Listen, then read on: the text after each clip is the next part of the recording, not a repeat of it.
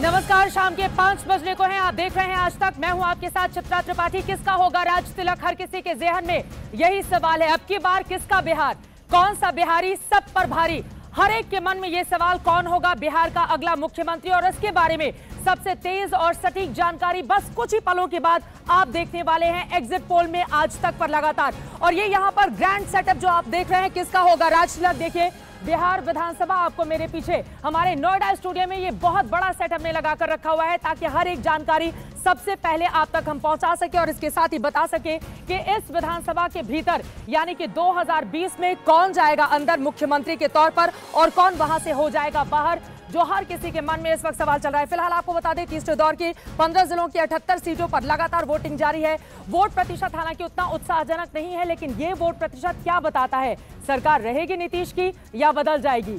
2020 फिर से नीतीश या अब की बार तेजस्वी सरकार, हर एक सवाल का जवाब बस कुछ ही पलों में आपको हम देने वाले हैं। बिहार विधानसभा के इस परिसर के भीतर से अब मैं आवाज देना चाहूंगी, मेरे दो सहयोगी हमारे साथ जुड़ चुके हैं, अंजना ओम कश्यप और रोहित सरदाना। स्वागत है आप दोनों का।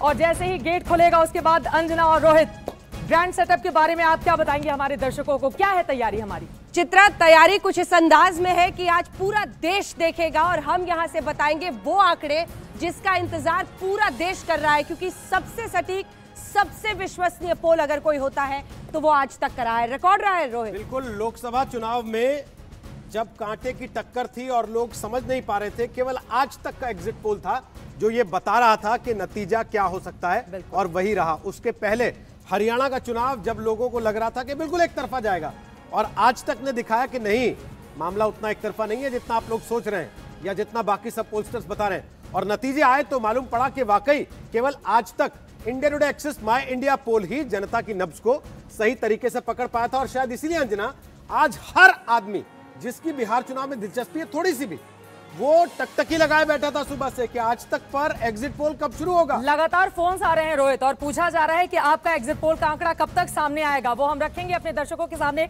आप दोनों बैठिए। लेकिन उसके पहले जरा जल्दी से हम बता देते हैं कि क्या है हमारी तैयारी। देखिए, एक तरफ छठ है बिहार में, जिसको धूमधाम से मनाया जाता है, वहां पर तैयारियां भी शुरू हो चुकी हैं। दूसरी तरफ दिवाली का भी पूरा का पूरा त्योहार कुछ ही देर में हमारे ये जो विधानसभा का परिसर है आज तक का, वो जगमग होने वाला है। और उस रोशनी में हम आपको दिखाने वाले हैं कि किसके लिए पटाखों की फुलझड़ियां छूटने वाली हैं और किसके लिए मुश्किलें बढ़ने वाली हैं। लेकिन उसके पहले जरा जल्दी से आपको हम लेकर चलते हैं ऊपर, यानी कि इस बिहार विधानसभा परिसर के ऊपर छत पर हम चलते हैं और वहां से आपको हम दिखाने वाले हैं 6 रीजन अलग अलग क्षेत्रों में बांटकर। एक तरफ मतदान सीमांचल के इलाके में, मिथिलांचल के इलाके में लगातार जारी है। सीमांचल में देखिए 24 सीटें, सबसे किनारे आप देखेंगे सीमांचल में कुल 24 सीटें हैं। और वहां को लेकर हालांकि 78 सीटों पर मतदान इस वक्त चल रहा है, लेकिन सभी की नजरें इस सीमांचल पर, क्योंकि वहां पर मुस्लिम मतदाता बहुत बड़ी तादाद में है। किशनगंज एक ऐसी सीट जहां पर 60% से ज्यादा मुस्लिम वोटर हैं और इसी वजह से सभी की नजरें सीमांचल पर। सीमांचल का बॉर्डर बिल्कुल बांग्लादेश से सटा हुआ है, तो इसीलिए बार बार सवाल उठ रहा है कि सीमांचल की ये 24 सीटें किसको मिलेंगी। उसके ठीक बगल में पाटलिपुत्र आप देख रहे हैं, 61 सीटें हैं। लेकिन जैसे जैसे हमारा एग्जिट पोल का आंकड़ा सामने आएगा, ये जो 0-0 आप देख रहे हैं वो बदलता हुआ चला जाएगा। मिथिलांचल में 60 सीटें हैं, वहां पर एनडीए महागठबंधन को कितनी सीटें मिथिलांचल ब्राह्मण वोटरों के लिहाज से काफी ज्यादा महत्वपूर्ण माना जाता है। कोसी की 31 सीटें, देखिए आज तेजस्वी यादव ने कोसी का जिक्र किया है, और यहाँ पर कुल 31 सीटें। यहाँ पर एनडीए महागठबंधन एलजेपी का क्या हाल होगा। चंपारण की 18 सीटें, पूर्वी और पश्चिमी चंपारण की बात करें तो ऊपर की तरफ नेपाल की सीमा को ये पूरा का पूरा इलाका छूता है। और हमने देखा था आपकी मोतिहारी भी, जब महात्मा गांधी 1917 में गए थे तो वहां से किस तरह से तस्वीर बदल जाती है और सत्याग्रह की शुरुआत होती है। भोजपुर में कुल 49 सीटें आती हैं। भोजपुर का आंकड़ा क्या रहेगा, कुछ ही देर में ये तमाम आंकड़े आपको बदलते हुए नजर आएंगे। और यकीनन इस वक्त तमाम दर्शकों को, आज तक के करोड़ों दर्शकों को इसी बात का इंतजार है, क्योंकि बिहार की राजनीति एक ऐसी राजनीति है जिसके जरिए पूरे देश में एक बहुत बड़ा मैसेज आता है। और ये आंकड़े जल्दी जल्दी जैसे जैसे बदलेंगे उसके बाद तस्वीर भी बदलती और साफ होती हुई चली जाएगी। अब मैं सीधे अंजना आपका रुख करते हुए, चूंकि दिलचस्प है इस बार का चुनाव। देखिए 2015 में तो नीतीश बाबू साथ में थे लालू प्रसाद यादव के, इस बार वो आ गए हैं बीजेपी के साथ। लेकिन बीजेपी के साथ आने के बावजूद वो बिल्कुल आखिरी चरण के चुनाव के ठीक पहले कहते हैं कि मेरा तो ये अंतिम चुनाव है और अंत भला तो सब भला। इसके जरिए क्या संदेश गया? दरअसल मुझे लगता है कि वो भी भाप गए थे। जिस तरह से लगातार ये बातचीत हो रही है और यहां से भी हम आपको दिखा रहे हैं विधानसभा की अपनी तस्वीर रोहित, तो कुल मिलाकर इतना तय है कि नीतीश कुमार ये भाप गए हैं कि बिहार में उनकी लोकप्रियता जब वो चौथी बार रेस में आए हैं तो बहुत ज्यादा घट गई। और शायद यही है वो वजह कि उन्होंने ये इमोशनल कार्ड एक तरह से खेल दिया और कहा अंत भला तो सब भला, मतलब जनता से कहा कुछ कर दीजिए, आखिरी में लास्ट में कर दीजिए। आपने देखा हो तेजस्वी यादव ने कैसे पकड़ा। उन्होंने कहा हम तो पहले से दिन से कह रहे हैं कि आप थक गए हैं, अब आप आराम कीजिए, युवाओं को मौका दीजिए।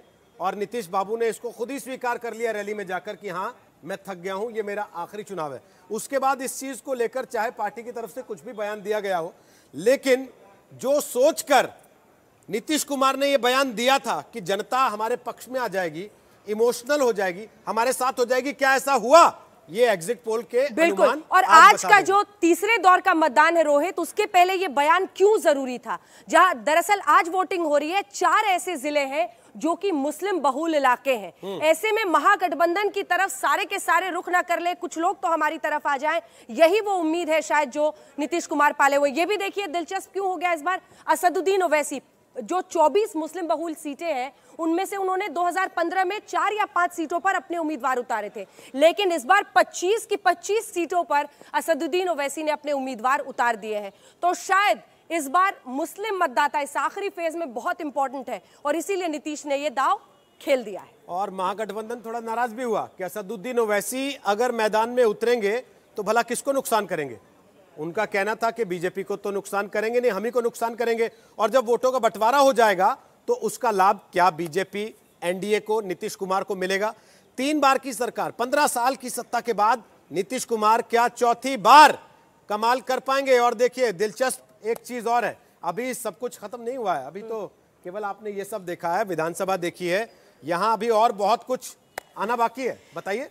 विधानसभा मेकिंग, जी हाँ, ये भी हम आपको दिखाएंगे, लेकिन उससे पहले अब वक्त है कि हम अपनी सहयोगी श्वेता को सीधे बुलाएं जो हमारे साथ इस वक्त पटना से जुड़ रही हैं और खास इंतजाम से वो हमारे यहाँ दिल्ली वाले मीडिया प्लेक्स में पहुंच रही है। श्वेता, आबो हवा आसमान की, क्योंकि आज नीतीश कुमार से लेकर तेजस्वी यादव सब टिके हुए हैं आज तक। श्वेता, आसमान से देखिए मैं थोड़ा ऊपर हूँ, श्वेता मुझे नजर आ रही हूँ और बिहार पटना से, राजधानी से वो सीधे नोएडा कैंपस में। श्वेता स्वागत है आपका। हॉट एयर बलून में दिखाई दे रही है। सिर्फ आज तक में हो सकता है ये सिर्फ आज तक में हो सकता है, और इसीलिए देखिए अलग अलग जगहों पर होते हुए भी हम सब एक साथ आकर देश का सबसे सटीक एग्जिट पोल सामने पेश कर रहे हैं। बहुत सारी चीजें हैं अंजना, चित्रा, रोहित, आप सब जिस बात का जिक्र कर रहे हैं, आप सब जिस बात को लेकर चर्चा कर रहे हैं कि क्या नीतीश कुमार का अपील का क्या होगा, यहां पर बहुत सारी चीजें तो ये भी है ना। देखिए इस बार तो जिस पार्टी का पोस्टर उस पे अकेला चेहरा, तेजस्वी यादव अकेला चेहरा, नरेंद्र मोदी बीजेपी के पोस्टर पर अकेला चेहरा, जेडीयू में कोई बीजेपी का जिक्र नहीं, सिर्फ नीतीश कुमार का चेहरा। ये सारे अकेले अकेले चेहरे मिलकर कैसे सरकार बनाएंगे, ये तो हवाओं का रुख भाप कर ही होगा। लेकिन ये बताइए श्वेता, फिलहाल तो आप बलून के जरिए यहाँ नोएडा कैंपस में आ गए, आपको लग कैसा रहा है? मतलब चंद सेकंड में आप सीधे पटना से यहाँ पर नोएडा कैंपस पहुंच गई।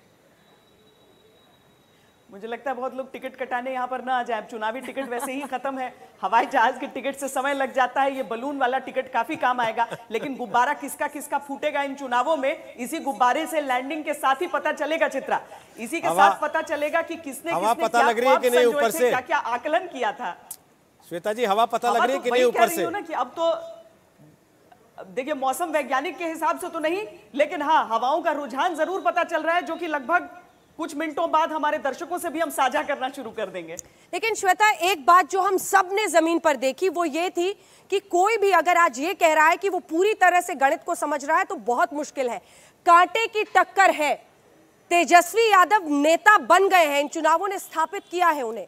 नीतीश कुमार के लिए ये चौथी बार रेस में आना एक बहुत बड़ा इम्तिहान है और उसका एहसास उन्होंने आखिरी प्रचार में कह दिया, जब कह दिया आखिरी चुनाव है, अंत भला तो सब भला। ये सबसे बड़े टेक अवे जरूर रखते हैं। हाँ, एग्जिट पोल और आंकड़े तो आज तक पर हम दिखाएंगे इस प्रकार। जी ये वाकई ये सारी चीजें, बिहार का साइलेंट वोटर तो सबसे फेमस है। मुझे लगता है कि सारे जो पोलस्टर हैं, सारे जो राजनीतिक नब्ज को भांपने का दावा करते हैं, वो सारे घबराते हैं बिहार के इस साइलेंट वोटर से कि जो आप कह रहे हैं वो आप मीन कर रहे हैं कि नहीं। अगर आप खामोश हैं और सिर्फ मुस्कुरा कर निकल गए, उसके मायने क्या है। जब अंजना, हमने पटना में जब विधानसभा के सामने से जब हमने ओपिनियन पोल किया था, उसमें भी वो साइलेंट वोटर्स थे और उनके आधार पर कुछ कह पाना मुश्किल हो रहा था कि जो सीटों का प्रोजेक्शन है, क्या चुनाव के अंत तक वो रहेगा या नहीं रहेगा। और आज मुझे तो बहुत ज्यादा उत्सुकता है ये जानने में कि क्या सचमुच में वो साइलेंट वोटर्स अब बोल पाए हैं। क्या उन्होंने बताया है कि अब हमने किसको वोट दिया है, किसे वोट करके हम आए हैं। पिछली बार तो लालू यादव ने एक स्टेटमेंट पर जो आरक्षण से निकलकर आया था, उस पर चुनाव की दिशा मोड़ दी थी। इस बार वैसा कोई स्टेटमेंट कहीं से नहीं आया है। शुरुआत से जो विकास रोजगार की बात हो रही थी, गाहे बगाहे निकलता रहा। इस बार लालू यादव थे नहीं, लेकिन तेजस्वी यादव ने जो रोजगार का पासा फेंका कि पहले साइन में 10 लाख नौकरी दे देंगे, आखिरी तक चर्चा में जरूर रहा। अब असर कितना दिखाता है, एग्जिट पोल उसका अनुमान देगा। शुक्रिया श्वेता, वापस आप उड़ान भर सकती हैं, हम लौटेंगे आपके पास और अपने दर्शकों को भी एक चीज बता देते हैं। श्वेता तो वापस आएंगी, लेकिन सरप्राइजेज यही खत्म नहीं हो रहे हैं, अभी सरप्राइज और हैं। केवल श्वेता ही नहीं आएंगी, और भी ऐसे कमाल देखने को मिलेंगे आज। सबसे बड़ा कमाल आज सईद अंसारी करेंगे कुछ ही देर में हमारे साथ जब वो होंगे, और वो जिस अंदाज में यहाँ पर पधारेंगे उसको देखकर आप भी अचरज में पड़ जाएंगे। लेकिन हाँ, वो आंकड़े जो पधारेंगे आज, उन्हीं पर दिल धड़केगी न जाने कितनों की। कयामत की रात किसके लिए और कौन बाजी मारेगा, इन सब पर हमारी नजर रहेगी। लेकिन वो आंकड़े देखिए जी, जो तमाम इलाके हैं, ये भी हम सिलसिलेवार ढंग से आपको बताएंगे। एक एक मुद्दा जिस पर बिहार की जनता ने वोट किया, लेकिन सबसे ज्यादा चर्चा में अगर मुद्दा कोई रहा इस बार तो वो नौकरियों का है। और हमारे तमाम सहयोगी जो आखिरी फेज के इस वोटिंग में अलग अलग जगहों पर मौजूद है, वो सभी हमारे साथ जुड़ेंगे। लेकिन मुझे लगता है इसकी हम बात करें, ये जो ग्रैंड सेटअप हमने तैयार करके रखा है और एक बड़ी रिपोर्ट भी हमने तैयार करके रखी है अपने इस पूरे सेटअप के बारे में, मुझे लगता है वो रिपोर्ट अपने दर्शकों को हम दिखा दें। उसके बाद आपको जो आंकड़ों का पिटारा है वो बस कुछ ही पलों में खुलने वाला है। महाभारत पर आज तक की पैनी नजर है और चुनावी कवरेज में आज तक का कोई मुकाबला भी नहीं। अपने सेट और कवरेज को लेकर आज तक का नयापन दर्शकों का दिल जीत रहा है। इस बार आज तक ने बिहार विधानसभा के डिजाइन को जैसे पटना से नोएडा स्टूडियो में ला दिया। वही रंग, वही डिजाइन, कमोबेश वही सब। बिहार विधानसभा के इस ऐतिहासिक भवन का अक्स आप नोएडा के आज तक स्टूडियो में देख। पटना से नोएडा की दूरी करीब 1000 किलोमीटर से ज्यादा है और विधानसभा दिखाने के लिए आज तक ने सेट के जरिए दूरी पाट दी है। बिहार विधानसभा फिर से सत्ता के संग्राम की गवाह बन रही है और आज तक के सेट से हम लगातार देखेंगे कि इस संघर्ष में किसकी जीत होगी और किसकी हार। इसी सेट से आज तक की जारी रहेगी कवरेज लगातार, वोटों की गिनती से लेकर सरकार के बनने तक। आप भी देखते रहिए आज तक।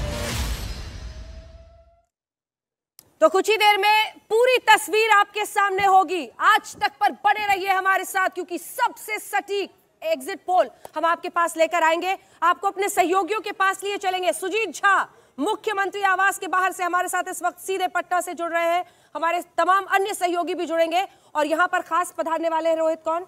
आशुतोष, जो खुद चुनाव भी लड़ चुके हैं और यहाँ इस हॉट सीट पर बैठकर एंकरिंग भी कर चुके हैं और अब चुनाव विश्लेषक के तौर पर हमारे साथ होंगे, पूरे इस चुनाव सफर के दौरान रहे हैं। आशुतोष, स्वागत है आपका, आ जाइए। आशुतोष देखिए आ गए हैं हमारे साथ। आशुतोष जी अक्सर अपना खाना अपने साथ लेकर आते हैं, पता नहीं शाम का लाए हैं नाश्ता, मैं तो क्या पूछने वाला था आशुतोष जी, थैले में आंकड़े तो नहीं लेकर आए हैं कुछ? चलिए, और हमारे साथ वरिष्ठ सहयोगी प्रभु चावला जी भी कुछ ही देर में जुड़ने वाले हैं, हम उनका भी स्वागत यहाँ पर करेंगे। रोहित सिंह हमारे सहयोगी भी हमारे साथ जुड़ गए हैं। आइए सीधे आपको लिए चलते हैं सबसे पहले हमारे सहयोगी सुजीत झा के पास। चित्रा, मुख्यमंत्री निवास से इस वक्त सुजीत झा हमारे साथ जुड़ रहे हैं। सुजीत, मुख्यमंत्री के दिल की धड़कनें बढ़ी होंगी यकीनन, और इस वक्त वो यही सोच रहे होंगे कि आज तक का एग्जिट पोल क्या, क्योंकि आपने बात भी की थी नीतीश कुमार से और उस दौरान भी वो आश्वस्त मुस्कुराते हुए नजर आ रहे थे, लेकिन इस वक्त भाव भंगिमा क्या है, अंदर आपकी कोई बातचीत हुई है, क्या निकल कर आ रहा है मुख्यमंत्री निवास स्थान से?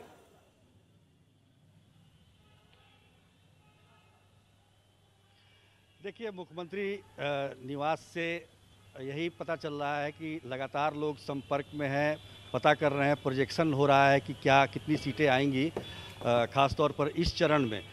तो एक तरह से जब हमारी बातचीत हुई थी तो काफ़ी आश्वस्त नज़र आ रहे थे, और क्योंकि दूसरे चरण के ठीक पहले हमारी मुलाकात हुई थी उनसे, तो कुल मिलाकर देखा जाए तो नीतीश कुमार जो आमतौर पर जो चुनाव के बाद जो कॉन्फिडेंट उनमें दिखता है जिस तरह से, क्योंकि आप देखिए कि 2005 से 2015 तक लगातार वो उनकी लोकप्रियता बढ़ती रही। आप एक तरह से देखें तो सीटों की संख्या भी काफ़ी बढ़ती रही। 2010 में तो 206 सीटें आ गई थी। 2015 में महागठबंधन के जाने के बावजूद इतनी अच्छी सीटें आई, पूर्ण 2/3 बहुमत आया। तो ये सब चीज़ें जो थी, लेकिन इस बार लगता है कि उस तरह के भाव नहीं दिख रहे हैं जिस तरह के होने चाहिए। हालांकि एनडीए की तरफ से ये कहा जा रहा है कि सरकार उन्हीं की बनेगी और जो भी कांटे की टक्कर है उसमें जो गुणा भाग और गणित लगाया जा रहा है उसमें कहा जा रहा है कि सीटें भले ही कम आए लेकिन सरकार एनडीए की बनेगी। एक बात और गौर करने वाली है कि आप देखिएगा कि नीतीश कुमार जब भी चुनाव खत्म होता था तो वो बाहर निकलते थे, डोसा खाने जाते थे, लेकिन इस बार वो गए नहीं। हालांकि वो चादर चढ़ाने मजार पर जरूर गए थे जिस दिन प्रचार समाप्त हुआ था, लेकिन डोसा खाने इस बार नहीं गए। ये थोड़ी कभी खली तो दूसरी तरफ तेजस्वी यादव की कोरोना काल है, मैंने देखा कि वो काफी उत्साहित नजर आते। अभी तो कहा जा सकता है ना कोरोना काल है इसलिए डोसा खाने नहीं जा रहे हैं शायद। लेकिन वापस आते हैं आपके पास, दिखा नहीं चुनाव में कुछ नहीं दिखा, कोरोना का कुछ। ये बात सच है, चुनाव में कोरोना का असर नहीं दिखा और रैलियों में जिस तरीके की भीड़ थी उसके बाद तो कोरोना खुद सोच रहा होगा कि कहां फंस गए। बिहार में तो यहाँ तो पूरा चुनाव का जोर है। वैसे एक बात मैं कह दूं रोहित, ऐसा नहीं है कि सिर्फ बिहार में, अगर आप दिल्ली के भी कोनों में आज चले जाएंगे तो लोग मास्क उतार रहे हैं। हालांकि हमने सोशल डिस्टेंसिंग यहाँ पे रखी हुई है, लेकिन मास्क उतारकर हर जगह हो रहा है। बिहार को बदनाम ना करें। बिहारी 7 बजे होता है मैडम अभी से लेकिन वो जज्बात तो 24 घंटे रहते हैं ना, 7 बजे का कैसे इंतजार कर सकते हैं। लेकिन एक और दिलचस्प बात जो सुजीत ने बताई है रोहित, वो ये कि देखिए वो डोसा खाने के लिए जाते थे, लिट्टी चोखा का जोर तो पूरे देश में बिहार का बोलता है, लेकिन नीतीश कुमार चुनाव खत्म होने के बाद डोसे के लिए निकलते थे खाने के लिए, लेकिन इस बार वो नहीं निकले हैं। तो ये भी क्या संकेत है, अपने आप में बड़ा सवाल है। हमारे साथ नए मेहमान, बल्कि आज तक के दर्शकों के लिए जो वर्षों से आज तक को देखते आए हैं उनके लिए तो पुराने मेहमान, लेकिन आज इस सफर में हमारे साथ प्रभु चावला आ रहे हैं। इंडिया टुडे के संपादक रह चुके हैं, देश के जाने माने पत्रकार हैं। स्वागत है प्रभु चावला जी आपका एक बार फिर से आज तक के इस पैनल पर, जिस पर बैठकर वर्षों तक आपने देश के बहुत सारे चुनाव का विश्लेषण किया है और आज एक बार फिर बिहार चुनाव के सबसे सटीक एग्जिट पोल के लिए प्रभु चावला हमारे साथ होंगे। तो फार लेफ्ट आशुतोष है और फार राइट प्रभु जी हैं। तो प्रभु जी, इतने वर्षों के बाद, गैप के बाद आशुतोष के साथ फिर से वापस इस स्टूडियो में, इस सेट पर कैसा लग रहा है आपको? बहुत अच्छा लग रहा है। जब अपने घर वापसी होती है, कभी कभी पुराना घर छोड़ के जाते हैं तो आते हैं तो अच्छा लगता है। कैसा है, बदल गया, बहुत सुंदर लग रहा है। घर वापसी के आजकल बहुत सारे मायने निकाले जाते हैं। चलिए घर वापसी के मायनों पर भी बात करेंगे। बात इन दोनों की टेक पर, बिहार के नतीजे क्या हो सकते हैं, एग्जिट पोल का इंतजार कीजिए। लेकिन उससे पहले आपको बता दें 5 बजे तक 50% के आसपास वोटिंग हुई है। जिस तरह से बिहार में कोरोना के इस वक्त पर भी शाम 5 बजे तक 49.87% वोट पड़े हैं, ये साफ संकेत है कि मतदाता निकल रहा है, वो वोट डालने के लिए पहुंच रहा है। और अभी तो 1 घंटे का और आंकड़ा आना बाकी है। पिछली बार का अगर आपको याद हो, लगभग शाम 5 बजे तक आंकड़ा काफी कम था, 50 से नीचे था, लेकिन उसके बाद लगभग 5 से 6% का अचानक इजाफा हुआ था। यानी वोटर आखिरी के घंटे में भी जबरदस्त तरीके से पहुंच रहा है वोट डालने के लिए। रोहित सिंह सहरसा में हमारे साथ खड़े इस समय। 5 बजे तक 50% वोटिंग है बिहार में। क्या हाल है सहरसा में आखिरी घंटे की वोटिंग का? रोहित सिंह बताइए। जी रोहित, देखिए आखिरी घंटे की वोटिंग जो है वो जारी है, क्योंकि 6 बजे तक जो है वो वोट का समय है और लगातार जो लोग हैं वो अभी भी आ रहे हैं। कुछ खासकर महिलाएं जो हैं वो पोलिंग बूथ पर पहुंच रही हैं और अपना मत जो है वो देने की कोशिश कर रही हैं। यहाँ देख सकते हैं कुछ महिलाएं जो कि शाम के वक्त हो गया है और लेट कमर हैं, लेकिन वक्त पे आ गई हैं वो अपना वोट देने के लिए। और बहुत ही महत्वपूर्ण जो है कि सभी लोग अपना मत का प्रयोग जरूर करें, खासकर कोरोना काल में। और जिस तरीके से आंकड़े आए हैं, टर्नआउट हुआ है तीनों चरण में, इससे तो कहीं नहीं लगता है कि बिहार में कोरोना था। कोरोना का डर भी लगता है बिल्कुल गायब हो गया लोगों के अंदर भीतर से। और पिछले 2015 में जो हम लोगों ने देखा था तकरीबन 56% जो ओवरऑल टर्नआउट था, तो इस बार भी आसपास 55 या 56% जो है वो टर्नआउट जो है वो रजिस्टर किया जाएगा। इस बात की जो है संभावना जताई जा रही है। रोहित, तो आपने देखा किस तरह से जोश आई है और रात में भी लोग शाम होने के बाद भी एक तरह से सांझ का ये बेला वहां पर लोग अपनी अपनी तैयारी करते हैं, लेकिन वोट की कीमत समझ रहे हैं और इसीलिए इतने सारे लोग पहुंच रहे हैं। हम आपको आंकड़े भी दिखाएंगे और जिन महिलाओं का जिक्र खास तौर पर रोहित ने किया है, देखिए बिहार के चुनाव में महिला मतदाता किसकी तरफ जाती है। नीतीश कुमार के लिए जो उनकी कहा जाता है कि बड़े लोकप्रिय है महिलाओं में, उसके पीछे शराबबंदी से लेकर ग्राम पंचायत में जो उन्होंने 50% आरक्षण किया है, कई सारी बातें, इन सब का जिक्र करेंगे। आशुतोष जी, क्या लग रहा है आपको? नहीं, मुझे लगता है कि अगर इस चुनाव की अगर हम तुलना करें तो 4 चीजें महत्वपूर्ण है किसी के एनालिसिस करने। पहली बात नेता, दूसरा संगठन, तीसरा मुद्दे और चौथा कैंपेन। अगर आप नेता के स्तर पर देखें तो निश्चित तौर पर एनडीए को एज नहीं है, क्योंकि नीतीश कुमार की पॉपुलैरिटी कम दिखाई पड़ी और तेजस्वी अचानक एक बड़े नेता के तौर पर उभरे। जहां तक संगठन की बात है, अगर आप संगठन के स्तर पर देखें तो एनडीए में बिखराव दिखाई पड़ा और आश्चर्यजनक रूप से जो महागठबंधन था उसमें वो बिखराव बिल्कुल दिखाई नहीं पड़ा। तीसरी बात, मुद्दे। आप देखिए कि एनडीए को मुद्दे सेट करना चाहिए। अभी तक एनडीए लगातार मुद्दे सेट करती रही है, लेकिन पहला मौका ऐसा है जबकि महागठबंधन ने जो है मुद्दे सेट किया और उस पर वो रिस्पॉन्ड करते रहे।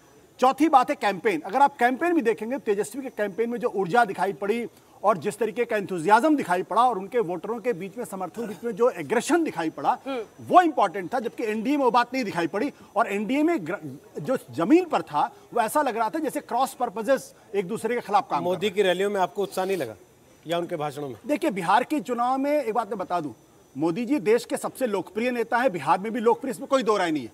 लेकिन मोदी जी का ट्रैक रिकॉर्ड राज्य के चुनाव में उतना अच्छा नहीं जितना कि वो पार्लियामेंट के चुनाव में उनका है। आप उठा के देख लीजिए, गुजरात के बाद ऐसा कोई भी स्टेट नहीं है जो सिर्फ मोदी ने अपने बल पे जीत के दिखाया। पहला चुनाव विदाउट लालू।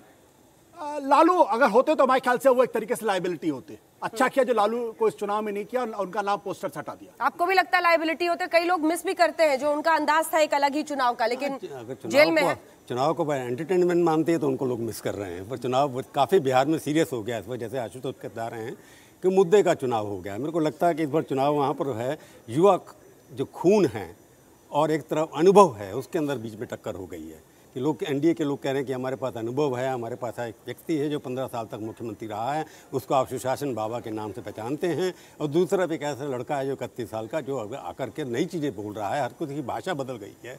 वो चेहरा जो चलन जो लालू जी का था उनके पुत्र में वो दिखाई नहीं देता है। तो इस बार बिहार को चुनाव आपको दूसरे परिप्रेक्ष्य में देखना होगा कि एक तरफ 31 साल का लड़का है जो नई चीज़ें बता रहा है, दूसरी तरफ 15 साल से बने हुए चीफ मुख्यमंत्री हैं जो कई बार लगता है कभी टायर्ड लगते हैं, रिटायर्ड लगते हैं। उन्हें खुद कहा कि मेरा आखिरी चुनाव है। तो मेरे को लगता है बिहार के अंदर मुद्दे जो आगे आ गए हैं, जातिवाद खत्म हो गया है। तेजस्वी कई कहते हैं, तेजस्वी का नाम ही तेजस्वी है इसलिए वो तेज चलता है, इसलिए ज़्यादातर जातिवाद खत्म हुआ है। आपको पहली बार है कि एक ऐसा व्यक्ति जो अपनी, कह सकते हैं आप कि वो किसी नाम से, लालू के नाम से नहीं हैं, वो ऊपर अपने पिताजी के नाम से चुनाव नहीं लड़ रहे हैं, वो अपने ऊपर अपने इन्वोक नहीं करते कि मैं डायनेस्ट हूँ किसी की, मैं किसी का डायनेस्ट हूँ इसलिए मेरे को वोट दीजिए। जाकि अभी राहुल बाबा जो है हमारे, राहुल गांधी अच्छा भाषण कर रहे हैं, उनको भीड़ भी अच्छी मिल रही है, परंतु वो अपनी पेडिग्री को इन्वोक करने से घबराते नहीं हैं। दो बातें निकलकर सामने आई आपकी बातों से। एक तो युवा चेहरे के तौर पर अकेले होर्डिंग में नाम रखना तेजस्वी यादव को क्या फायदा कर गया, और दूसरा 10 लाख जो सरकारी नौकरी देने की बात उनकी ओर से कही गई है, क्या आपको लग रहा है कि फायदेमंद तेजस्वी यादव के लिए हो सकता है? प्रभु जी। हाँ बिल्कुल, तो नई चेहरा जब भी आता है, कई बार आप देखते हैं कि जब 26 साल की उम्र के अंदर वो उस प्रदेश के अंदर सबसे बड़ा प्रदेश है यूपी के बाद, उसके उप मुख्यमंत्री बने थे, तो वो अपने पिताजी के नाम से बने थे, उन्होंने उनको बनवाया था। अब 31 साल की उम्र के अंदर तेजस्वी यादव अपने दम पर मुख्यमंत्री बनने की बात कर रहे हैं। जब उन्होंने कहा था कि मैं 10 लाख नौकरियां दूंगा, तो उनके विरोधियों ने उनका मजाक उड़ाया था कि उन्होंने उसके बाद कहा 19 लाख हम देंगे। तो कंपटीशन हो गया कि नौकरी जैसे सेल ही सेल वाला मामला हो गया, तेरी 10 तो मैं 19 दूंगा, मैं उसमें कहानी चल गई। लेकिन जातिवाद कैसे जा सकता है बिहार के चुनाव से? वो जो आपकी सोच का एक हिस्सा रहा है बिहार का, ये वास्तविकता है, इसको स्वीकारने में मुझे नहीं लगता किसी को भी दिक्कत। देखिए, जातिवादी राजनीति तो इस देश की पहचान है। आप तमिलनाडु चले जाइए, आप तिरुचिरापल्ली चले जाइए, सब जगह जाति है। जाति को आप इनकार मत करिए। नहीं, तेजस्वी ने जाति कार्ड खेला, तेजस्वी ने खुलकर कहा कि अफसर सिर झुकाकर रहते। उसी को मैं एक्सप्लेन करना चाहता हूं। 2014 में अगर आप देखें नरेंद्र मोदी क्यों जीते, नरेंद्र मोदी के हिंदुत्व पे, संघ की विचारधारा पे कभी किसी को कोई शक नहीं था, वो उसके आइकॉन थे, लेकिन उन्होंने हिंदुत्व प्लस किया। इस चुनाव में अगर आप देखें तो तेजस्वी ने बैकवर्ड पॉलिटिक्स प्लस किया। जो लालू यादव के साथ था MY, वो तो इंटैक्ट है, वो कहीं नहीं हिलने वाला है, लेकिन उस पे उन्होंने जो कहा कि मैं नौकरी दूंगा, तो एक तरीके से कहा कि हम बैकवर्ड पॉलिटिक्स में जो कुछ भी हुआ, जो जंगल राज हुआ, वो अलग मसला है, वो उनका वोटर नहीं खिसका, लेकिन जो एक्स्ट्रा वोटर था जो अपनी तरफ लाने की बात थी, वो उन्होंने नौकरी की बात करके, बेरोजगार की बात करके और बीजेपी के मुद्दे पे ना आके जो उन्होंने काम किया, तो बैकवर्ड प्लस पॉलिटिक्स जो तेजस्वी ने की, वो बहुत फायदे की बात हुई इनके लिए। चलिए एक छोटे से ब्रेक का वक्त तो चला है, ब्रेक के बाद वापस आएंगे, इस चर्चा को जारी रखेंगे और साथ ही अपने दर्शकों को ये बता दें कि केवल बिहार का चुनाव नहीं है, देश में 50 से ज्यादा ऐसी सीटें थी जहां उपचुनाव हो रहे थे विधानसभाओं के। गुजरात में, उत्तर प्रदेश में, मध्य प्रदेश में, वहां भी साख दांव पर लगी हुई थी। उसका भी आज अनुमान आपको मिलेगा और सटीकतम अनुमान आज तक का एग्जिट पोल देने के लिए जाना जाता है और वो अनुमान थोड़ी देर के बाद आपके सामने होगा। किसका होगा राज तिलक? हर एक के जहन में बिहार को लेकर यही सवाल खड़े हो रहे हैं और आपको बताते चले कि 3 अहम राज्य मध्य प्रदेश, उत्तर प्रदेश और गुजरात के उपचुनाव भी हुए हैं। उसका रिजल्ट क्या होगा? एग्जिट पोल जैसे ही वो आंकड़े हमारे सामने आएंगे सबसे पहले अपने दर्शकों तक हम पहुंचाएंगे। लेकिन बिहार को लेकर सभी की निगाहें, कौन बनेगा मुख्यमंत्री, किसका होगा राज तिलक, अब की बार किसका बिहार, कौन सा बिहारी सब पर भारी, और इसी सवाल के साथ मैं आगे बढ़ूंगी। लेकिन उसके पहले आपको बता दें, शाम 5 बजे तक अब तक जो आंकड़ा निकलकर सामने आया है, तकरीबन 50% वोटिंग हुई है। साल 2000 के बाद क्या ये ऐसा मौका होगा जब बिहार वोटिंग परसेंटेज में काफी आगे चला जाएगा? क्योंकि अब तक 5 बजे तक 50% आखिरी घंटे का मतदान लगातार जारी है। साल 2000 में 62.52% सबसे ज्यादा मतदान हुआ था। पिछले 20 सालों की हम बात करें, उसके बाद यह आंकड़ा लगातार घटता हुआ चला गया। अक्टूबर 2005 में 46.50% वोटिंग हुई थी, 2010 में 52.67% और 2015 में 56.66%। लेकिन शाम 5 बजे तक ये देखिए, ये बड़ा आंकड़ा लगता है आपको निराश नहीं होना पड़ेगा इस बार भी। 52% लगभग 54% वोटिंग 5 बजे तक हुई है। और जिस तरीके की कतारें लगी हुई हैं अंजना, आखिरी 1 घंटे में लोगों का जो उत्साह दिख रहा है, उससे लगता है कि पहले 2 चरण में जो वोटिंग हुई है उससे कुछ बेहतर तीसरा चरण होगा। और इसीलिए हम ये कह रहे हैं, ये जो बम्पर वोटिंग हो रही है उसको किस तरह से देखा जाए। देखिए, आज जिन इलाकों में वोटिंग हो रही है सुजीत, 4 ऐसे जिले जो कि मुस्लिम बहुल इलाके हैं, 24 ऐसी सीटें जहां मुस्लिम वोटर्स निर्णायक माने जाते हैं, जिनमें 25 की 25 सीटों पर असदुद्दीन ओवैसी ने अपने उम्मीदवार खड़ा कर दिए और इससे खलबली है महागठबंधन में। ये बम्पर वोटर टर्नआउट आज आखिरी दौर में किस तरह के संकेत दे रहा है सुजीत?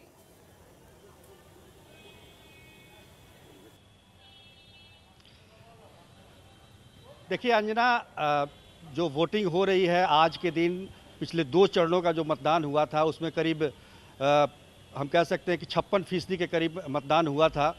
55.69 पहले दौर में और 55.70 दूसरे दौर के मतदान में हुआ था। इस बार ये मत प्रतिशत बढ़ने की संभावना है, क्योंकि इलाका ऐसा है, केवल आप सीमांचल की बात नहीं करें बल्कि कोसी के क्षेत्र में भी काफ़ी जमकर वोटिंग हो रही है, क्योंकि ये इलाका ख़ास तौर पर बिहार में पिछड़ा इलाका माना जाता है और जो विकास की या सुविधाओं की जो कमी है, जो तमाम लोगों की मांग रहती है, उसको लेकर एक ज़बरदस्त लोगों में उत्साह है कि इस बार वोट डालें। सीमांचल का जहाँ तक सवाल है, जो 24 सीटें हैं उसमें ओवैसी की पार्टी भी खड़ी है। पिछले 2015 में वो 6 सीटों पर खड़ी थी, हालांकि उसमें कोई सफलता नहीं मिली। उपचुनाव में ज़रूर किशनगंज से उनकी पार्टी जीतने में कामयाब जरूर रही, लेकिन ओवैसी का जिस तरह का प्रभाव माना जा रहा था कि जितना प्रभाव पड़ना चाहिए वो इस बार पड़ता हुआ नहीं दिखाई दे रहा है, क्योंकि लड़ाई सीधे तौर पर एनडीए और महागठबंधन के बीच है। ओवैसी एक वोटकटवा के रूप में देखे जा रहे हैं, हालांकि 1-2 जगहों पर उनकी जो उम्मीदवार हैं उनकी रिपोर्ट अच्छी आ रही है, लेकिन वो नतीजा क्या आता है उसको देखना महत्वपूर्ण होगा। एक तो जो एक सीट है जिसमें 2 भाई आमने सामने हैं, दोनों एक आरजेडी से हैं, दूसरे ओवैसी की पार्टी से हैं, तो ये इस तरह की बातें हैं। कुछ युवा हैं जो ओवैसी की पार्टी से हैं, तो कुछ वोट कटेगा, लेकिन बहुत ज़्यादा असर मुझे नहीं लगता है कि ओवैसी के आने से गठबंधन को पड़ेगा, क्योंकि इस बार जो वोटों का डिवीजन है वो साफ तौर पर दिखाई दे रहा है पूरे बिहार में और सीमांचल में तो खास तौर पर। हालांकि चुनाव प्रचार पिछले कुछ वर्षों की बात करें, कुछ चुनावों की बात करें तो चिपका दिया चिराग पासवान की पार्टी के ऊपर वोट कटवा। ओवैसी के लिए आप आखिरी चरण का चुनाव प्रचार जब खत्म हो रहा है तब पहली बार इस शब्द का इस्तेमाल कर रहे हैं। किसी राजनीतिक पार्टी ने क्यों नहीं किया उनके लिए ऐसे शब्द का इस्तेमाल?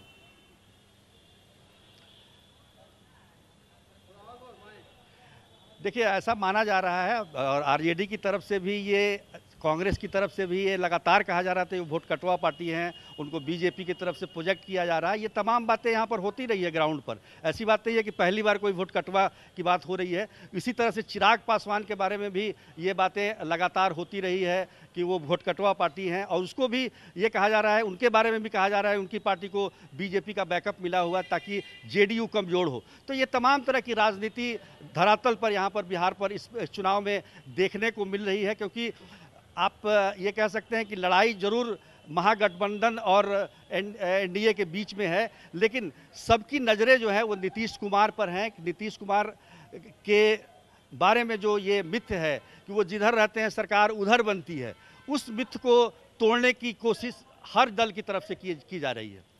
लेकिन यहाँ पर चिराग पासवान की ओर से, चूंकि एक अणे मार्ग के बाहर ही सुजीत आप मौजूद हैं, उनकी ओर से कहा गया है कि 10 तारीख को नीतीश कुमार को खाली कर देना होगा एक अणे मार्ग, जिस पर सालों से लगातार वो काबिज है। लेकिन चूंकि असदुद्दीन ओवैसी की बातचीत चल रही है और सीमांचल की 24 सीटों पर इस वक्त भी वोटिंग जारी है, जिसमें से 14 पर उन्होंने अपने उम्मीदवार खड़े किए हैं, 11 मुस्लिम कैंडिडेट को उतारा है। ऐसे में आप वोट कटवा पार्टी कह रहे हैं, लेकिन महागठबंधन के लगातार निशाने पर हैं असदुद्दीन ओवैसी और बीजेपी की बी टीम कहकर उन्हें संबोधित किया जा रहा है। सुजीत,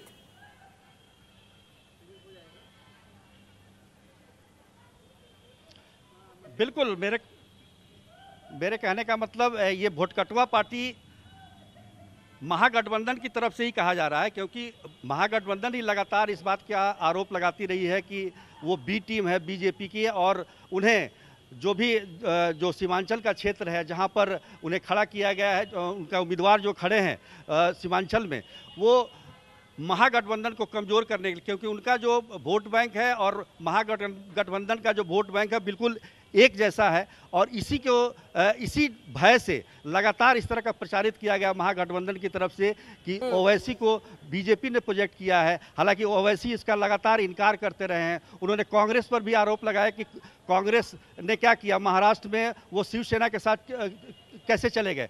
तो ये तमाम तरह के आरोप प्रत्यारोप का दौर चल रहा है, और जो इलाका है वाकई निर्णायक इलाका, जिस इलाके में आज चुनाव हो रहे हैं, आप देखिए कि जो चंपारण का भी इलाका है, मिथिलांचल का भी इलाका है, उसमें कोसी क्षेत्र है, सीमांचल है, और पूरे सीट का अगर आकलन करें तो इसमें 35 सीटें ऐसी हैं जो अति पिछड़ा बहुल क्षेत्र हैं, विधानसभा क्षेत्र हैं, वहाँ अति पिछड़ा का बहुत ज़्यादा जोर रहता है।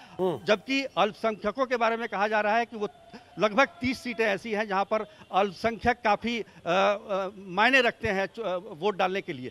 तो ये आप अल्पसंख्यक के साथ साथ अति पिछड़ा को भी नहीं छोड़ सकते हैं। अति पिछड़ा एक बहुत बड़ा वोट बैंक खास तौर पर ये माना जाता है कि नीतीश कुमार के लिए है, और नीतीश कुमार इस चुनाव में भी अति पिछड़ा का वोट बैंक उनके साथ रहा है। अब तक की रिपोर्ट, जो ग्राउंड रिपोर्ट हमें मिल रही है, तो ये कहना कि एकदम से नीतीश कुमार कमज़ोर हो गए, हाँ, चिराग पासवान ने उनकी पार्टी को नुकसान जरूर पहुंचाया है कि जहां जहां जेडीयू खड़ी थी वहां से चिराग पासवान ने अपने आप इतना देर नीतीश कुमार के साथ बैठ के बात करते रहे थे, उनको सुजीत जी उसकी कमजोर लगे थे कि नहीं आपको पहले से? लेकिन जी बिल्कुल कमजोर। आप ये देखिए कि जो व्यक्ति 206 सीटें जीत चुका हो, 243 में, पिछले चुनाव में 178 सीटें जीत चुका हो, महागठबंधन में रहते हुए गठबंधन बदल के, तो निश्चित तौर पर जो अभी के जो रिजल्ट आ रहे हैं, और हमने ये कहा भी, हमने सवाल भी पूछा कि पहली बार आपके को लेकर नाराजगी दिख रही है लोगों में, तो 15 साल का जो एंटी इनकम्बेंसी होता है उसका असर तो निश्चित तौर पर दिखाई दे रहा है।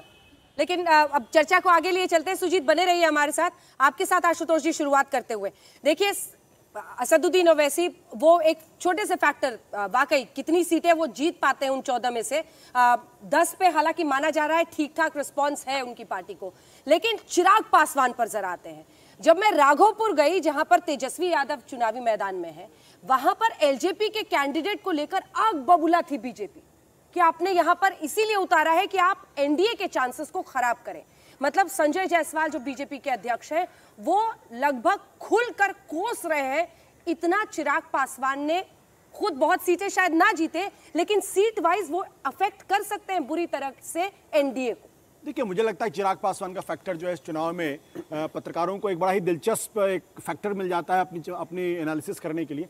मुझे लगता है कि ओवररेटेड है और इनका बहुत ज़्यादा असर इस चुनाव में नहीं पड़ने वाला है, क्योंकि जिस तरीके की रिपोर्ट फिलहाल दिखाई पड़ रही है उसमें जब बहुत क्लोज कंटेस्ट होता है तब जाके ये जो छोटे छोटे प्लेयर्स होते हैं इंपॉर्टेंट हो जाते हैं, लेकिन क्लोज कंटेस्ट नहीं है और मुझे लग रहा है कि ये चुनाव है ये क्लोज कंटेस्ट नहीं होगा तो उसमें इन लोगों का बहुत ज़्यादा फर्क नहीं पड़ने वाला है। जहाँ तक असदुद्दीन ओवैसी का है, मुझे नहीं लगता है कोई बहुत ज़्यादा वोट काटने वाले हैं, क्योंकि जिस तबके को रिप्रेजेंट करते हैं, जिसकी पॉलिटिक्स करने की बात करते हैं, उनके लिए सबसे महत्वपूर्ण बात यह कि आज की तारीख में बिहार में कौन बीजेपी को या एनडीए गठबंधन को हरा रहा है। अगर उस क्षेत्र में, उस विधानसभा क्षेत्र में अगर एआईएम का कैंडिडेट अगर जीतता हुआ दिखाई पड़ेगा तो सारा वोट उधर चला जाएगा मुस्लिम तबके का। अगर वो नहीं जीतते हुए दिखाई पड़ेंगे तो उनके पास 1000-2000 वोट में मिल जाए तो बहुत बड़ी बात होगी। प्रभु जी, कुछ लोगों का कहना है कि असल में बिहार का चुनाव बीजेपी या तेजस्वी के परफॉर्मेंस पे तय नहीं होगा, ये तय होगा कि कांग्रेस कैसा परफॉर्म कर रही है और जेडीयू खुद कैसा परफॉर्म कर रही है। आपको लगता है ऐसा? नहीं, बस गठबंधन में पिछली बार जैसे 178 सीटों की बात कर रहे हैं, तब उस वक्त जेडीयू और आरजेडी इकट्ठे थे, तब 178 सीटें आई थी,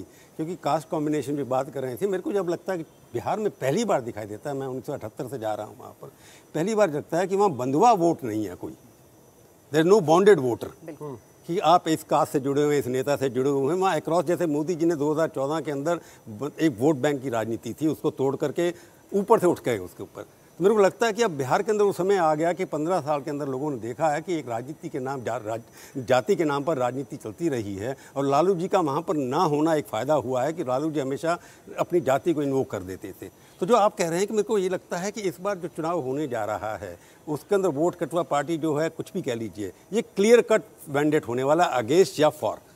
तो इसके अंदर जो आदमी अपने आप को प्रोजेक्ट कर लेगा ठीक तरीके से वही जीतेगा, क्योंकि वोट बैंक पॉलिटिक्स बिहार के अंदर, ये आशुतोष कह रहे हैं कि जाति तो गिवन है, मान करके चलते हैं, हर पार्टी जाति के नाम से खड़े करती है, और बीजेपी ने भी जाति के नाम से लोगों को खड़ा किया है, महिलाओं को खड़ा किया है, और कहीं पर जो छूट करता है वो खड़ा किया है। परंतु अगर आप देखें कि इस बार पहली बार है कि आरजेडी के अंदर, जो मैंने अखबारों में पढ़ा हुआ है, कि अगड़ी जाति के लोग ज़्यादा हैं पहले के मुकाबले में।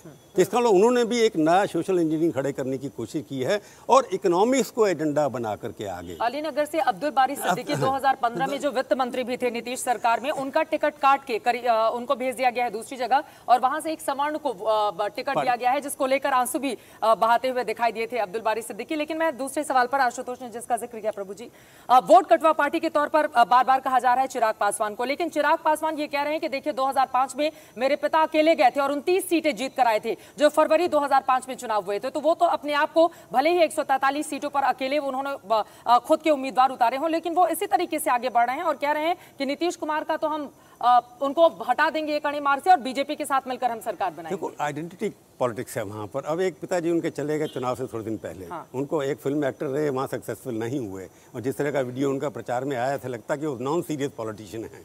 क्योंकि अगर एक किसी व्यक्ति की बिहार के अंदर जो इमेज बन जाए कि वो नॉन सीरियस पॉलिटिशियंस हैं, तो उसको लोग सीरियस लेते नहीं, चाहे वो पिताजी की जो उनके रूप में उनको मिला है, पासवान जी की जो भी हेरिटेज उनको मिली है, उसका पॉलिटिकल डिविडेंड कितना मिलता है ये देखने की बात है। पर इस वक्त बिहार का चुनाव जो मैं दूर से उठ करके एकदम, मैं गया नहीं हूँ वहाँ पर, मैं सब लोगों को जानता हूँ, काफ़ी लोगों से बात करता हूँ। बिहार में पहली बार इलेक्शन में कहा कांग्रेस जैसे नाम लिया किसी ने कि आपने उन्हें जीते इतनी सीटें। कांग्रेस भी पार्टी पिछली बार कितनी 40 सीटें लड़ी थी, उसमें 27 जीत गई थी। इस बार 70 लड़ रही है, उसमें कितनी जीतेंगे डिपेंड करता है उसके ऊपर। पर उनको जिताता वही है जो पहले वाला लीडर होता है। उसमें नीतीश कुमार एक लीडर था, उसकी वजह से लालू यादव कहते हैं कि मेरी सीटें ज़्यादा मिली, उनको जेडीयू से सीटें ज़्यादा मिली थी, परंतु इसलिए मिली थी कि नीतीश कुमार और लालू जी का एक कॉम्बिनेशन था, दोनों अच्छे नेता थे, परंतु लालू जी की वजह से वोट नहीं मिले थे। मेरा क्या मानना ये है कि नीतीश की इमेज की वजह से वोट मिले थे उस वक्त। इस वक्त क्या कि नीतीश जी की बीटिंग खा गई है और बीजेपी के पास कोई नेता नहीं है। बीजेपी के पास जो हैं, नीतीश जी की बारात में जाने के लिए काफ़ी लोग हैं। अपने सुशील कुमार जी सारे बराती रहे, कभी वो दूल्हा बनने की सोचे ही नहीं। जब उनको दूल्हा ही नहीं है तो कहां से जीतेंगे? 2015 में आरजेडी जो बिगेस्ट पार्टी बनी 80 सीटों के साथ और 69 सीटें थी जेडीयू की, इसकी क्या वजह थी अगर नीतीश की इमेज पर वोट मिले तो? क्योंकि इमेज थी, एक संगठन था, क्योंकि आरएसएस का संगठन था, बीजेपी का संगठन था, वहाँ पर उन्होंने स्ट्राइक रेट ज़्यादा किया, उन्होंने ऐसी जगह कैंडिडेट खड़े किए जहाँ पर उनका संगठन, क्योंकि अगर आप पीछे जाकर के, जब बिहार डिवाइडेड नहीं था तब भी आप वहाँ पर ट्राइबल एरिया होते तो आरएसएस का काम बहुत ज़्यादा रहा है। तो उन्होंने इस तरह के कैंडिडेट खड़े किए। एक तो नए चेहरे थे उसमें, अगर आप देखें फिगर, फर्स्ट टाइमर बीजेपी के उसके अंदर ज़्यादा थे। और उनका संगठनात्मक चुनाव इतना अच्छा रहा, जबकि हालांकि नीतीश और लालू का कॉम्बिनेशन काफी हैवी रहा, परंतु उसके बाद क्या बीजेपी क्या 58 या 59 सीटों पर निपट गई जाकर के, उसके बाद 53 सीटों पर। और 2 तो मेरे को लगता है कि जब ये जो अभी ध्रुवीकरण घट करके एक इकोनॉमिक एजेंडे पर आ गया है, मैंने तो शुरू में कहा कि चुनाव इस दृष्टि से अभी कभी आपने देखा कि 31 साल के युवा के साथ सारा का सारा एक वर्सेस हो गया हो, तेजस्वी वर्सेस द रेस्ट। टक्कर तो उन्होंने बहुत बड़ी एक टक्कर पैदा कर दी है। मेरा एक सवाल है, तेजस्वी वर्सेस नीतीश नहीं है, तेजस्वी versus the rest. Modi ji भी गए, सब लोग गए वहां पर। अभी अनुमान आने बाकी हैं, थोड़ी देर में आने शुरू होंगे रुझान धड़ाधड़ जो एग्जिट पोल है उसके, वो एक अनुमान है, नतीजे 10 तारीख को आएंगे। लेकिन क्या आपको लगता नहीं कि तेजस्वी के अलावा था ही कौन, उसके अलावा कोई था भी तो नहीं? आरजेडी जिस तरीके की पार्टी है और लालू यादव का जेल में होना और तेजस्वी यादव का पिछले चुनाव से फोर फ्रंट पर आ जाना, उसके बाद तो कोई था ही नहीं। कांग्रेस वहां पर है नहीं, इसके अलावा बीजेपी और जेडीयू 2 पार्टियां बचती हैं जिनका आपस में गठबंधन था, तो तेजस्वी के अलावा होता भी कौन? नहीं, बट रोहित तक हम थोड़ी सी इसमें गलती कर रहे हैं, क्योंकि 1 महीने पहले तक किसी ने तेजस्वी को माना ही नहीं था कि he is a player also. Parliament चुनाव के बाद लोग ये कहते थे दिल्ली में आके बैठ गया है, पता नहीं क्या कर रहा है, बाप का नाम डुबो देगा, बीजेपी से कुछ गठबंधन की कोशिश कर रहा है, पिताजी को जेल से निकालने की कोशिश कर रहा है। इनफैक्ट 1 महीने पहले तक अचानक जब उनकी रैलियों में भीड़ इकट्ठा होने लगी, जब रोजगार की बात की, तब लोगों को लगा ये कौन आदमी अचानक आ गया। और उसके बाद मुझे लगता है उसके बाद क्या हुआ कि जो एनडीए की जो रणनीति थी उनको समझ में नहीं आया काउंटर कैसे करें। तो सवाल है आपकी इस बात पर, आप कह रहे हैं कि रैलियों में भीड़ आने लगी, लोकसभा में भी उनकी रैलियों में बहुत भीड़ आ रही थी और हम सब इस पर चर्चा कर रहे थे कि तेजस्वी एक नेता के रूप में उभरते दिख रहे हैं, लेकिन सीट सबने देख लिया जो हाल हुआ 40 में से। अब सवाल मेरा आपसे यह है कि तेजस्वी एक स्ट्रैटेजिस्ट के तौर पर भी इस बार उभरे हैं। तेजस्वी यादव ने 77 सीटें जो अपनी है वो जेडीयू के खिलाफ आरजेडी का उम्मीदवार, इधर महागठबंधन से सबसे स्ट्रांग वो और उधर जेडीयू सबसे कमजोर एनडीए में, तो एक स्ट्रैटेजिस्ट के तौर पर भी शायद इस बार वो बेहतर कर पाए, क्योंकि भीड़ अगर पैमाना होता तब तो लोकसभा में भी बहुत भीड़ आई। देखिए एक चीज मैं बताऊं, अभी तो रिजल्ट आना बाकी है, तो अभी हम कुछ भी कह सकते हैं, मतलब स्ट्रेटजीज भी कह सकते हैं, लेकिन हकीकत में कि मुझे नहीं लगता कोई बहुत बड़ी स्ट्रेटजी उनकी वहां पर कोई काम आई है। कभी कभी जो चीज जो बहुत महत्वपूर्ण इस चुनाव में उभर के आई है, जो आश्चर्यजनक है, वो ये है कि जिस नीतीश कुमार की अप्रूवल रेटिंग सीएसडीएस के हिसाब से 2015 में 80% थी, वो 2020 के चुनाव में आके 40% या 45% के आके गिर जाती। तो नीतीश कुमार का गिरना इस चुनाव की सबसे बड़ी खबर, चौथी बार आ रहे हैं, मतलब और 15 साल की एंटी इनकम्बेंसी, बहुत मामूली नहीं, बहुत बड़ा आंकड़ा माना। और आप देखिए कि वो वही नीतीश कुमार 2010 में 77% की अप्रूवल रेटिंग है, 2015 में 10 साल के बाद 80% की अप्रूवल रेटिंग है, 2020 में आकर सडनली डाउनफॉल जो उनका शुरू होता है, तो जाहिर सी बात है उस शून्य को कोई ना कोई तो भरेगा। एक छोटी सी बात मैं कहना चाहूंगा, देखिए जो बात अभी प्रभु जी कह रहे थे उसमें उसको समझना पड़ेगा कि उत्तर प्रदेश के अंदर जब अखिलेश यादव और मायावती का गठबंधन हुआ, लोगों ने कहा कि मुलायम को मोदी को रोक देंगे ये लोग, लेकिन वो गठबंधन कहां काम आया? नहीं काम आया ना। जब बिहार के चुनाव हो रहे थे तब भी लोगों ने कहा जेडीयू बीजेपी एक तरफ स्वीप हो जाएगी इनकी। आज की तारीख में रिजल्ट अभी नहीं आया है, लेकिन लगता नहीं कि स्वीप करेंगे। तो इसका मतलब ये कि उत्तर प्रदेश बिहार की राजनीति में कुछ बुनियादी बदलाव हो रहे हैं। लेकिन जिसकी हम बात पहले कर रहे थे वो कह रहे थे कि कैसे इतने सारे लोग आ रहे हैं, नीतीश को अगर फेयरली, क्योंकि उनका भी एक बहुत लंबा सफर रहा है पूरा, अगर आप जेपी मूवमेंट से लेकर अभी तक उनके पूरे राजनीतिक सफर को आके, तो ये भी देना पड़ेगा कि शायद कोविड में और लॉकडाउन का जो सारा गुस्सा था प्लस 15 साल का एंटी इनकम्बेंसी, वो सब उनका सामना करना पड़ रहा है। ये पहला चुनाव है लॉकडाउन के बाद, और जो प्रवासी मजदूरों की दिक्कत थी वो सब देखना समझना पड़ेगा, नौकरियों का जो हाल है, इकोनॉमी में जो जबरदस्त गिरावट है, उन सब का गुस्सा उन्हें 15 साल के मुख्यमंत्री के तौर पर एंटी इनकम्बेंसी के साथ झेलना पड़ रहा है। प्रभु जी समझ लेना इसको, क्योंकि जैसे इकोनॉमिक का पॉइंट मैं पहले उठाऊंगा, आपको ये जानकर अच्छी पता लगेगा कि बिहार का इकोनॉमिक ग्रोथ रेट 2018-19 के अंदर देश के इकोनॉमिक ग्रोथ से डबल था। 12% जीडीपी ग्रोथ बिहार के अंदर हुई, जबकि राष्ट्र की जीडीपी ग्रोथ 7% थी। तो इसलिए आप इकोनॉमिक ग्रोथ की बात करें तो उसमें बिहार ने तो हिंदुस्तान को भी बीट कर दिया है। तो सवाल ये उठता है कि 15 साल की बार बार एंटी इनकम्बेंसी की बात आ रही है। मैं उस बात से सहमत नहीं हूँ कि यहाँ नवीन पटनायक है जो घर से बाहर नहीं निकलते, 15 साल के बाद तीसरी बार फिर जीत गए, उससे पहले वेस्ट बंगाल के अंदर लोग 5 बार जीतते रहे। ये डिपेंड करता है कनेक्टिविटी आपकी लोगों के साथ कितनी है, कार्यकर्ताओं के साथ कितनी है। एनडीए सरकार है यहाँ पर, आप उनका समर्थन करते हैं, बीजेपी का डिप्टी चीफ मिनिस्टर वहाँ पर है, परंतु यहाँ पर आपके मिनिस्टर नहीं है। क्यों नहीं है? तो नीतीश कुमार ने कभी भी कोशिश नहीं की कि कोई नीचे से खड़ा आदमी हो जो जाकर के उनका रूप ले सके, उनकी जगह पे कम कर सके। वो घर से बाहर नहीं, मैं उनको जानता हूँ 1978 से 77 से, बल्कि उससे पहले से 1974 से, जब पटना यूनिवर्सिटी में थे। लालू जी और नीतीश ये दोनों इकट्ठे समाजवादी पार्टी के लोग हैं, लोहिया ये दोनों के दोनों। परंतु उसमें यह है कि नीतीश कुमार पहली बार उनको लगा, उनकी छवि ईमानदारी की है, काम करते हैं, कोई आज तक उनका व्यक्तिगत करप्शन का चुनाव नहीं लगा, परंतु उन्होंने राजनीति में जाति को लेकर के आगे बढ़ाया। अगर आप विकास की बात करते हैं, एग्रीकल्चर गोड्स के अंदर बिहार नंबर 1 अभी भी है, परंतु क्या हुआ कि वहाँ पर 61% जीडीपी सर्विसेज से आती है जो बंद हो गई हैं। अब होटल हैं, एयरपोर्ट्स हैं, ये सब जितनी हैं वहाँ पर 61% वहाँ की। तो मेरे को लगता है ये है कि ये कहना कि उनकी एंटी इनकम्बेंसी है और कोविड हुआ, कुछ कोविड सब जगह हुआ है, सवाल ये है। और आप बार बार जो बात कह रही हैं, बाद ये पहला चुनाव हो रहा है ना, मैं लोकसभा की बात करती हूँ। लोकसभा का चुनाव मोदी के खिलाफ कोई कैंडिडेट ही नहीं है। आप बिहार का मोदी का चुनाव 2019 का लोकसभा चुनाव की बात करेंगे, नीतीश को भी लगा था कि मेरे को मोदी के नाम पर कुछ सीटें मिल जाएंगी, उससे पहले नहीं मिली थी उनको 2014 के अंदर। तो इसलिए उनको लगा कि मेरे को अपना वर्चस्व अगर बनाए रखना है सेंटर के अंदर तो मेरे भी कुछ एमपी होने चाहिए हाउस के अंदर, इसलिए उन्हें कंपल्शन थी, मोदी के साथ चले गए। क्योंकि 3 बार कितनी बार 4-5 बार चीफ मिनिस्टर बने हैं, हर 5 बार उन्होंने पलटा कि कभी इस पार्टी के सपोर्ट से बने, कभी उस पार्टी से सपोर्ट से बने। तो आपका इतिहास पता है कि नीतीश कुमार जी अपने बल पर, अपनी ताकत पर खुद चीफ मिनिस्टर आज तक नहीं बने। कभी बीजेपी के कंधे पर रख लिया इधर, कभी आपने लालू के कंधे पर रख लिया, किसी मांझी के कंधे पर रख लिया, कहीं ना कहीं कला है, ये और कला इस हुनर में माहिर है वो उस कला में इस वक्त लगता है चल नहीं पा रहा, क्योंकि उन्होंने खड़ा नहीं। इस बार क्योंकि उनके अपने कंधे पर फैसला होना है, तो ये जनता तय कर देगी कि भाई अपने कंधे पर उठा सकते हैं कि नहीं उठा सकते। हम एक छोटा सा ब्रेक लेंगे यहाँ पर। आपको बता दें 6 बजे तक वोटिंग, और उसके बाद किसी भी वक्त पहला अनुमान हम आपके सामने रखेंगे। और केवल बिहार का नहीं बल्कि मध्य प्रदेश, गुजरात, उत्तर प्रदेश, 3 राज्यों में उपचुनाव हुए विधानसभा के, और मध्य प्रदेश में ये उपचुनाव बेहद क्रूशियल हो सकते हैं। 28 सीटों का उपचुनाव था और 4 सीटों पर 80% से ज्यादा वोटिंग, और कुल मिलाकर एवरेज वोटिंग जो हुई वो 68% के आसपास हुई, यानी कि बम्पर वोटिंग।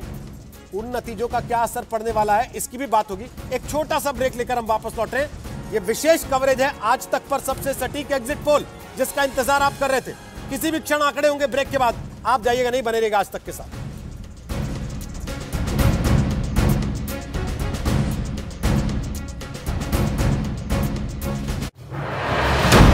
नमस्कार, मैं हूं अंजना ओम कश्यप। हमें उम्मीद है ये वीडियो आपको पसंद आया होगा।